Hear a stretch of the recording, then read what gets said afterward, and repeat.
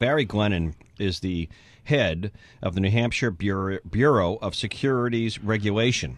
And this is interesting because in the news, and I'm not going to recap the entire story, but there's debate going on. The state Senate president, Peter Bragdon of Milford, has accepted, I think yesterday was his first day on the job, the top post of the LGC. That's the New Hampshire Local Government Center that sells health insurance products to the cities and towns. And they've been in the news for allegedly owing some money in some lawsuits. So they have a new head. George Ball, the former Dread Commissioner, was temporary. And the hiring seemed to come out of the blue because the Democratic Party is saying it's a conflict of interest for the state Senate president to oversee this group that deals with municipalities.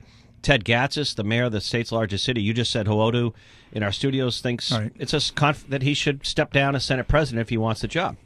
My question is not whether Peter Bragdon took the job, not whether even he should step down. You know, let people do their own opinions or recuse himself. But Barry Glennon, Mark, is here as head of the Bureau of Securities Regulation, and my research shows that your agency oversees the LGC by state because it's a quasi-public private entity, and that's overseen by the Secretary of State's office. Is that part correct?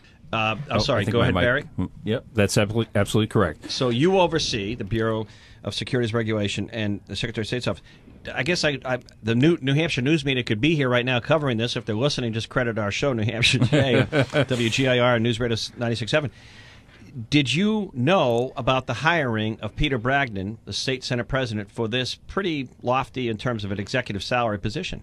Jack, I found out about it by way of a voicemail that I received around 10 minutes of 8 before business hours on Tuesday, that George was stepping aside and that they had selected Senator Bragdon as the new incoming executive director. I believe it's on an interim basis. One-year contract or one-year agreement. Could be extended. So you were informed of it? I was informed of it, but you weren't part of the process overseeing to make sure it was an open national search? Not consulted, no. And when you think about it, it wouldn't necessarily be it wouldn't be necessary for LGC to come to us and have us vet their candidates.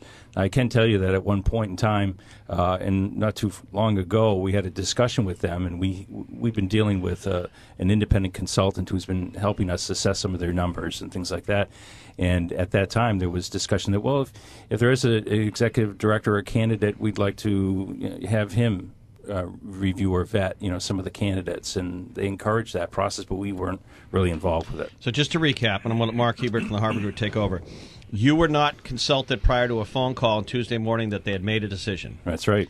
Now let me ask you, Barry, because they've been in the news over some questions on their numbers, and you're the sort of police agency or top cop overseeing them, do you think they should have maybe talked to you prior, saying, hey, look, we're thinking of hiring the state Senate president. We know there's going to be some flap because of potential conflict of interest.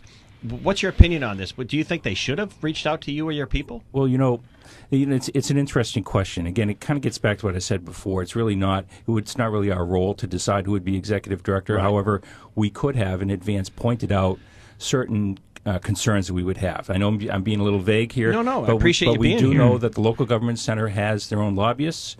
We know that they have contracts with outside lobbyists as well.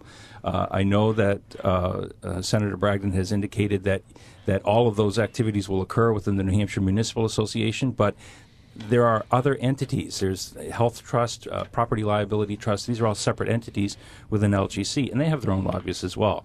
So, those are really issues that he's going to have to address. As an attorney, I can tell you, Jack, that if I'm presented with a situation where there's a conflict of interest, I have to make that determination myself as to whether or not there's a conflict. And I'm subject to this whole code of professional responsibility, and I could actually get in trouble with the Bar Association, perhaps even a lawsuit against by a client. Not that I represent clients individually, right? And be challenged on that. So I think kind of the same applies for the Senate president, because there is a code of conduct. I believe we're all subject to it as state employees, and I presume as an officer of the general court that he also has to abide by that. Mark, I want you to come in here. Mark Hebert, the Harvard Group, but Barry Glennon, head of the Bureau of Securities Regulation. Just again, you were basically told you weren't involved in the hiring process or much oversight, so it's kind of news to you Tuesday morning before the start of the workday.